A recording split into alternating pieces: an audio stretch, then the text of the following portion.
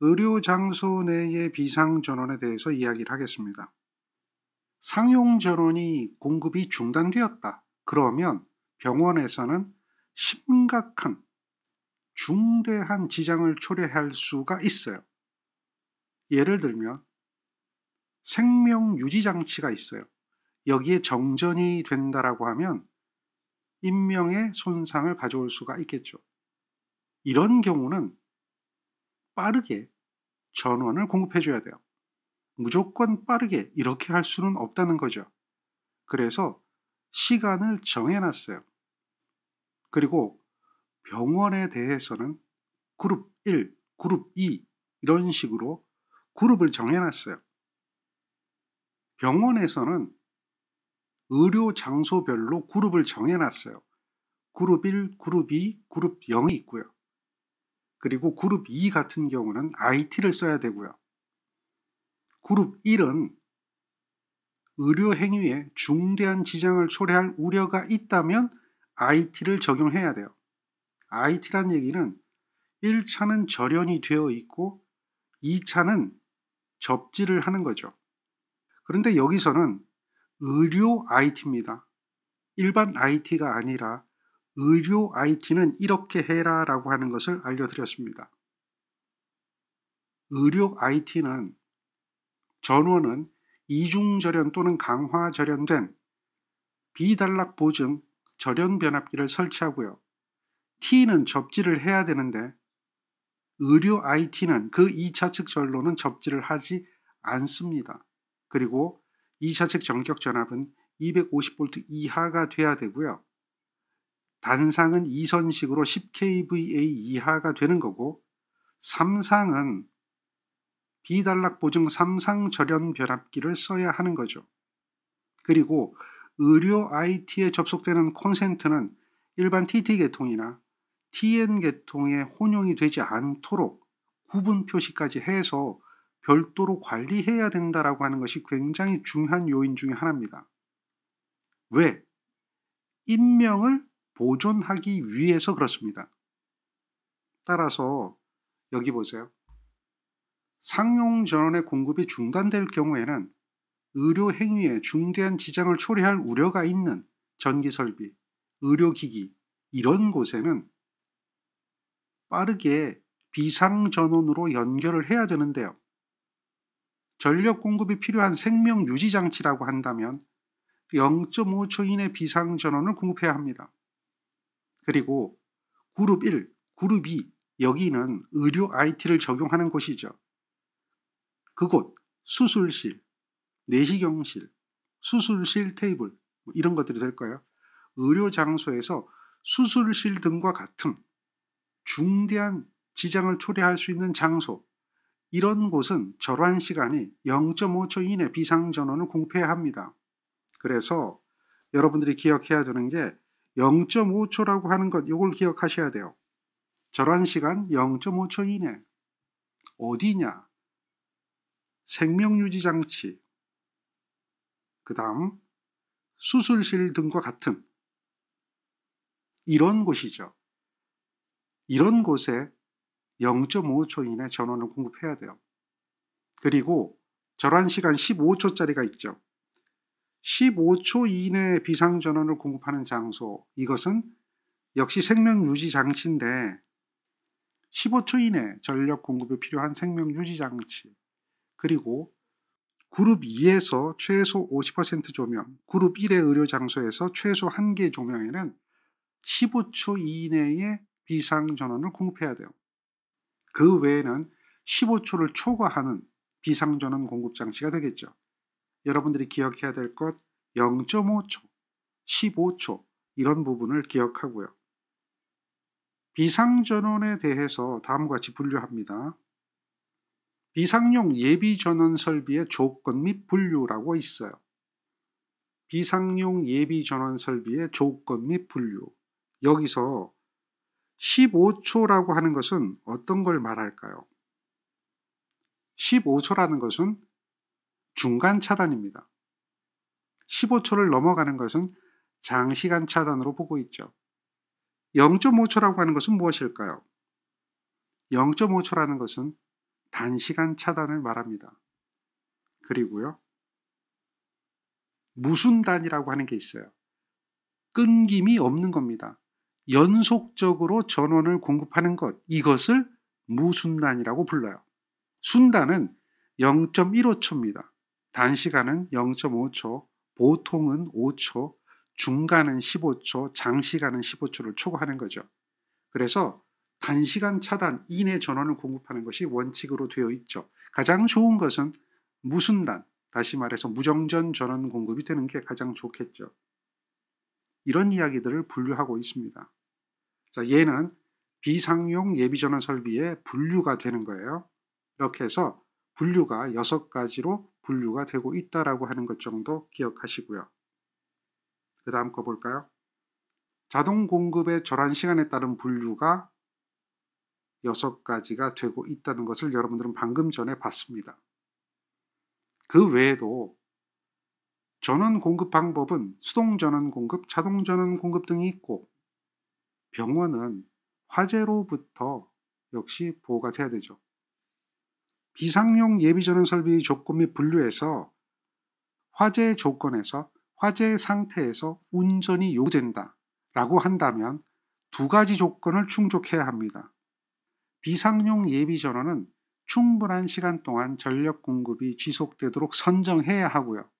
여기서 비상전원은 당연히 발전기도 들어갈 겁니다.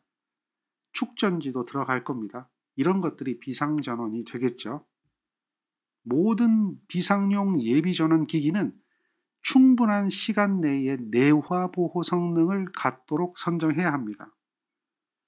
화재 중이기 때문에, 화재 조건이기 때문에 내화 성능이 있어야 됩니다. 45번 문제부터 한번 살펴볼 수 있도록 하겠습니다. 저압 옥내 배선의 전선의 굵기는 연동선을 사용할 때 원칙적으로 얼마 이상으로 규정하고 있는가? 저압 옥내 배선에서 최소 단면적은 2.5라고 기억하라 그랬죠. 옥내 배선의 최소 굵기입니다. 2.5는 최소 굵기다라고 하는 것을 기억하십시오. 옥내 배선의 최소 굵기는 2.5mm 제곱. 얘는 연선입니다. 연동선입니다. 연선과 연동선 구분하죠. 단선이 아닙니다. 면적으로 표시하죠. 이렇게 여러분들이 기억해야 돼요. 여기 보면 이렇게 표시하죠. 이렇게 밀리미터 제곱으로 표시하는 것은 연선입니다. 연선으로 하고 연동선을 쓴다라고 하는 것을 기억해야 합니다. 경동선은 옥외고요. 연동선은 옥내입니다. 옥외는 단선을 쓰고요. 옥내는 연선을 씁니다. 그런 개념을 이해하고 있으면 되죠. 지금 일반적인 이야기죠. 그리고 옥내 배선에서는 인입용 비닐 절연 전선이나 옥외용 비닐 절연 전선은 사용할 수가 없습니다. 그리고 옥내 배선은 연동선, 연선이지만 얘네들은 전부 무슨 전선이죠? 얘네들은 모두 절연 전선을 씁니다. 모두 절연 전선입니다. 나전선을 사용할 수는 없다. 절연 전선입니다. 나전선은 안 된다라고 하는 걸 기억해야 돼요. 그런데 옥내 배선에서 나전선을 사용할 수가 있습니다. 어느 경우에 나전선을 쓰나요? 어느 경우에 나전선을 쓰냐면 기술적으로 절연이 곤란하거나 또는 절연을 하게 되면 절연을 유지할 수 없을 때 이야기가 되겠죠. 그래서 전기로, 부식하는 장소, 그 다음 구조적으로 버스 덕트나 라이팅 덕트나 접촉 전선은 나전선을 사용할 수밖에 없습니다. 그런 경우에는 절연 전선을 사용하지 못하죠. 따라서 나전선을 사용할 수 없는 것은 무엇인가라고 물어봤다면 전기 로용 전선은 나전선, 축전지 실용 전선은 축전지의 전해액이 전선을 부식시키기 때문에 나전선을 쓸 수가 있습니다. 그 다음 합성 수지 몰드입니다. 여기는 절연 전선을 사용해야 합니다. 합성수지 몰드는 나전선을 사용할 수 있어요? 없어요? 없죠. 몰드, 덕트, 금속관, 합성수지관 이런 것들은 여러분들이 배선 방법이라고 하는데 그 배선 방법에 대해서 알고 있어야 되겠죠. 그리고 애자 사용 공사로만 시설할 수 있는 것. 다시 말해서 버스 덕트나 라이팅 덕트나 접촉 전선은 애자 사용 공사가 아닙니다. 애자 사용 공사를 할 수 있는 것은 전기로, 그 다음 축전지 실용 전선, 부식하는 장소의 전선, 취급자, 이외자가 출입할 수 없도록 설비한 장소의 전선 등은 애자 사용 공사에 의해서 시설하는 곳입니다. 형광등의 시동 방법, 기동 방법이 있죠. 예열 기동식 형광 방전 등의 무선 설비에 대한 고주파 전류에 의한 장애 방지용으로 글로램프라는 것은 점등관을 말하고요. 이 글로램프와 병렬로 접속하는 콘덴서의 정전 용량은 얼마인가요? 이렇게 물어보면요. 여러분들은 이렇게 답을 해야 됩니다.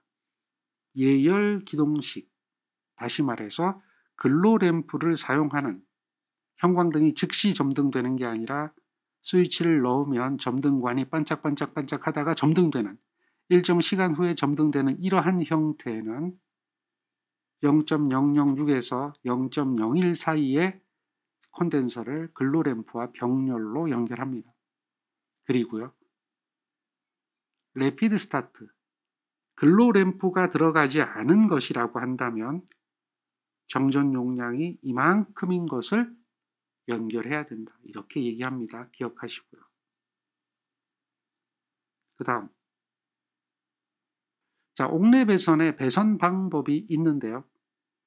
옥내 배선의 배선 방법은 애자 공사가 있고 관 공사가 있고 트렁킹 공사가 있고 덕팅 공사가 있죠. 옥내 시설하는 애자 공사 시 사용 전압이 400V를 넘는 경우 전선과 조영제 사이의 이격거리는 단 전개된 장소로서 건조한 장소이다 라고 하는 거예요. 이럴 때 전선과 조영제 사이의 이격거리는 얼마인가요? 물어요. 애자 사용 공사를 할 때 여러분들은 기억해야 돼요. 노배자를 사용하는데 노배자가 소노배자가 있고 대노배자가 있다라고 하는 것을 기억합니다. 노배자의 높이가 있고요. 전선의 취부 위치가 있죠. 소노배자, 노배자를 하나 그려볼게요. 이렇게 되는 게 노배자죠.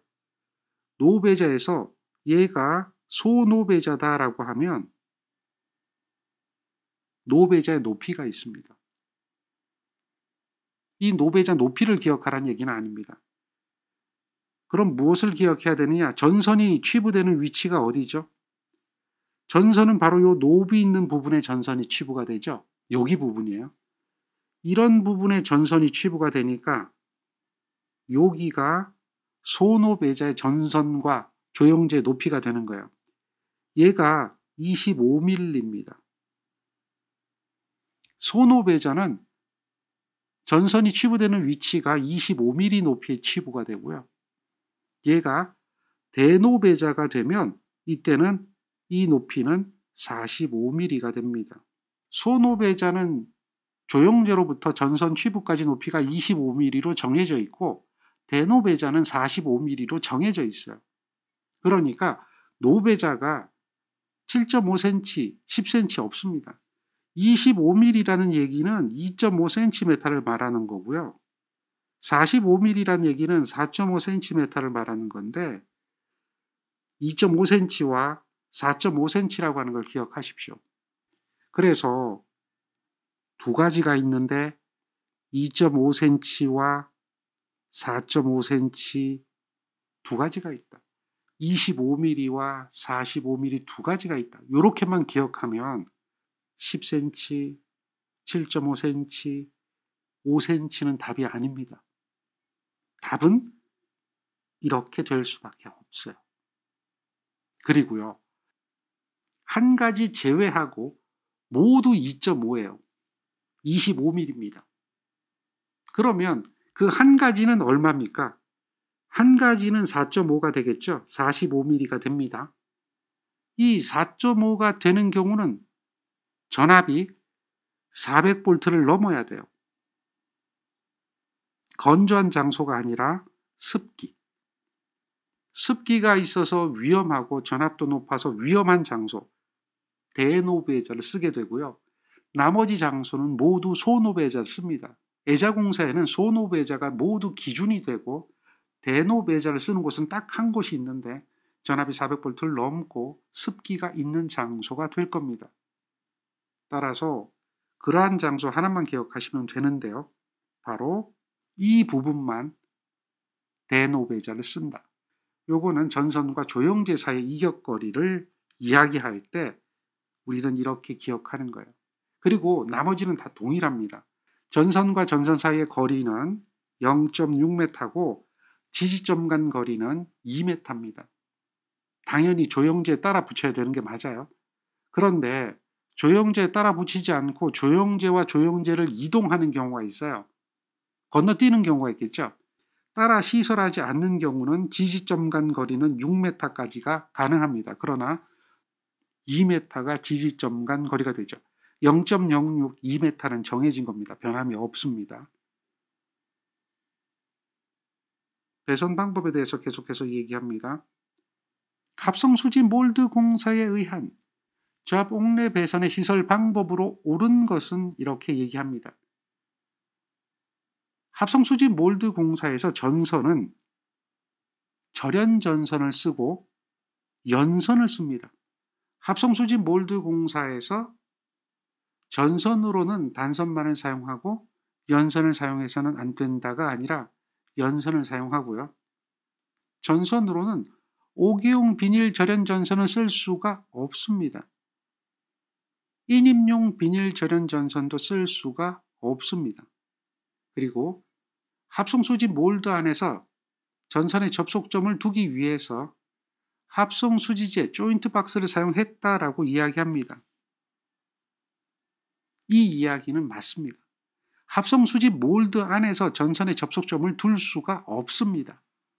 합성수지 몰드나 금속 몰드 또는 금속관이나 합성수지관 안에서는 전선의 접속을 할 수가 없습니다. 그렇다면 전선의 접속을 하려면 접속이 가능하게끔 조인트 박스를 설치해야 됩니다. 조인트 박스란 말 그 자체가 접속하기 위한 박스, 조인트하기 위한 박스라고 하는 거죠. 그래서 지금 이 내용에서 3번은 옳은 내용이 됩니다. 4번을 보면 합성수지 몰드 안에서 전선의 접속점을 최소 2개 두어야 한다. 전선의 접속점이 없어야 하는 거죠. 따라서 답은 3번이 될 수밖에 없습니다. 따라서 이 문제의 답은 3번이 답이 되는 거죠. 전선의 접속점을 두어서는 안 된다. 합성수지관 공사가 있습니다. 합성수지관 공사 시에 관의 지지점 간 거리는 얼마인가요? 라고 물어요. 관의 지지점 간 거리는 1.5m로 되어 있습니다. 노출 배선을 할 때 이야기가 되겠죠. 이렇게 합성수지관이 있습니다. 얘가 관이에요. 그러면 관을 지지합니다. 이렇게 된 걸로 지지하죠. 얘를 우리는 이렇게 부르죠. 그래서 이렇게 지지를 했을 때 이 간격이 나옵니다. 이 간격이 1.5m 이내가 돼야 되는 거죠. 그리고 관 상호관을 접속하거나 관과 커플링을 접속합니다. 이와 같이 관을 삽입해서 접속합니다. 관을 삽입해서 접속하는데 이때에 관 바깥지름이 있어요. 여기가 관 바깥지름이라면 삽입하는 깊이는 1.2배 D만큼 삽입합니다. 그래서 상호 접속을 하죠. 접착제를 사용하면 0.8배까지 줄일 수가 있습니다. 접착제를 사용하면 0.8배까지 줄일 수가 있다. 1.2배, 0.8배 이것도 여러분들 기억해야 합니다. 당연히 지지점 간 거리는 1.5m가 돼야 되는 것 알고 있고요. 무엇으로 지지하는가? 새들로서 지지한다. 그리고요. 합성수지관은 충격에 약합니다. 그래서 충격을 받지 않도록 시설해야 되겠죠. 그 다음 문제가 나옵니다. 저압 옥내 배선을 위한 금속관을 콘크리트에 매설할 때 콘크리트 안에다가 매입하는 겁니다. 이때 관의 두께는 그리고 전선의 종류는 이렇게 물어보죠. 관의 두께는 1.2mm 이상이 돼야 됩니다. 콘크리트에 매설할 경우는 관의 두께는 1.2mm 이상이 되어야 하고요. 그 외 장소는 1mm까지 가능합니다. 그리고 관 안에 들어가는 전선은 절연전선입니다. 당연히 옥외용은 사용할 수가 없고요. 전선은 당연히 연선을 씁니다. 다만 짧고 가는 금속관에 10mm 제곱 이하의 전선을 사용한다면 그때는 단선이 되어도 됩니다. 따라서 우리는 1.2를 기억합니다. 얘는 될 수가 없습니다. 옥외용 비닐 절연 전선은 사용하지 못합니다. 이렇게 사용하지 못하는 것만 지워내면 2번이 답이 되는 걸 확인할 수가 있겠죠. 염화 비닐 절연 전선 사용하는 전선 맞습니다. 그 다음 몰드 배선 공사에 대한 설명으로 틀린 것은 했습니다. 금속 몰드입니다. 금속이 있다면 접지 공사를 합니다. 몰드는 덮개가 있는 겁니다. 그래서 덮개를 열었다 닫았다 할 수가 있어요. 다시 말해서 점검할 수가 있습니다. 그런데 몰드 안에서는 전선의 접속이 일어나면 안 됩니다. 앞에서도 얘기했죠. 합성수지 몰드 전선 접속점 없어야 된다 얘기한 거 기억나죠? 그대로 가는 겁니다. 몰드는 금속이므로 접지를 하는 거 맞습니다. 그리고 몰드 안에서는 전선의 접속점을 쉽게 점검할 수 있도록 시설해라. 이게 말이 되나요? 몰드 안에서는 전선을 접속할 수가 없습니다. 따라서 접속점이 생기는 것이 안 되는데 이걸 점검할 수 있도록 시설하라는 얘기는 말 자체가 안 됩니다. 몰드 안에서는 전선 접속을 할 수가 없습니다. 합성수지 몰드, 금속 몰드, 합성수지관, 금속관 모두 안 됩니다. 그리고 몰드 폭 5cm, 몰드 두께 0.5mm 맞습니다. 5cm는 50mm가 되겠죠. 네 번째 항목 보면 몰드 안의 전선을 외부로 인출하는 부분은 몰드의 관통 부분에 전선에 손상될 우려가 없도록 해라. 당연하죠. 전선이 몰드를 관통하는 부분에서는 전선이 손상되지 않도록 해야 합니다. 그러면 전선 접속을 하려면 어떻게 해야 되나요? 전선을 접속하려면 조인트 박스를 사용해서 전선을 접속해야 합니다. 자, 여기서 답은 몇 번이에요? 2번이 되는 겁니다. 자, 그 다음 이번에는 가요전선관 공사입니다. 가요전선관 공사에 의한 저압 옥내 배선으로서 잘못된 것은 이렇게 물어봅니다. 가요전선관은 이종 금속재 가요전선관을 사용해야 한다. 맞습니다. 규격에 적당한 지름 10mm 제곱의 단선을 사용했습니다. 맞습니다. 자, 우리 전선관에는 연선을 쓰죠. 가요전선관 모두 마찬가지고 관공사 연선을 씁니다. 절연전선 씁니다. OW 불가. 옥외용 비닐 절연전선 안 됩니다. 이렇게 쓰는 게 맞습니다. 그런데 관이 짧아요. 짧은 관, 그 다음 10mm 제곱 이하라고 하면 얘는 연선이 아니라 단선 사용할 수가 있습니다. 짧은 관이고 10mm 제곱 이하라면 단선 사용할 수가 있습니다. 그래서 지금 2번 항에 보면 규격에 적당한 지름 10mm의 단선을 사용했다 라고 하는 건 맞는 내용입니다. 그리고 5개용 비닐 절연 전선은 분명히 안 됩니다. OW는 사용할 수가 없습니다. 그런데 3번 항목에 보면 전선으로 5개용 비닐 절연 전선을 사용하였다 이렇게 말하고 있죠. 계속해서 강조되고 있는 이야기가 답이 되고 있습니다. 습기가 많은 장소, 물기가 있는 장소는 비닐 피복이 된 일종 가요 전선관을 사용했다. 여기서 중요한 게 나오죠. 비닐 피복이 돼야 됩니다. 비닐 피복이 된 일종 가요 전선관을 사용하였다. 맞는 이야기입니다. 따라서 이 문제의 답은 3번이 되고요. 자, 배선 방법에 대해서 계속해서 다양한 문제가 보입니다. 지금 보여드리는 문제는 대표적인 문제들만 보여드리는데요. 이 문제들이 얼마든지 보기가 변화가 되고 문제 조건이 변화가 되면서 다양하게 문제가 나오게 되지만 대부분 이 내용을 벗어나지 않습니다. 그러니까 알려드린 내용을 잘 기억하고 정리하고 있어야 됩니다. 금속 덕트 공사에 의한 저압 옥내 배선 공사 중 시설 기준에 적합하지 않은 것은 이렇게 되어 있습니다. 덕트는 금속이기 때문에 접지 공사를 합니다. 4번 항에 덕트는 무엇에 준해서 접지 공사를 하였다. 맞는 이야기가 됩니다. 여기서 얘기하는 덕트는 무슨 덕트예요? 금속 덕트이기 때문에 접지 공사를 하는 건 맞습니다. 그리고 3번에 보면 덕트를 조영제에 붙이는 경우 덕트의 지지점 간 거리는 얼마인가요? 라고 하면 3m입니다.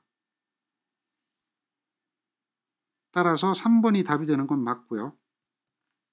옳지 않은 사항이니까요. 수직으로 붙이는 경우는 6m가 되죠.